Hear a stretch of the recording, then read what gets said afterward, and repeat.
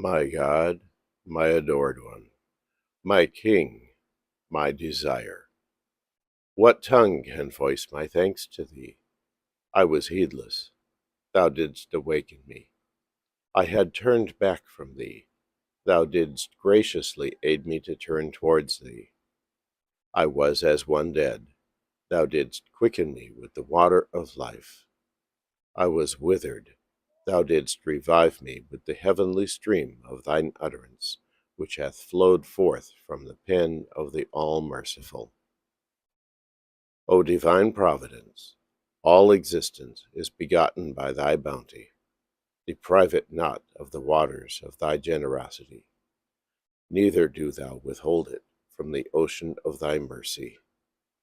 I beseech thee to aid and assist me at all times and under all conditions, and seek from the heaven of thy grace thine ancient favor. Thou art in truth the Lord of bounty and the sovereign of the kingdom of eternity. Baha'u'llah.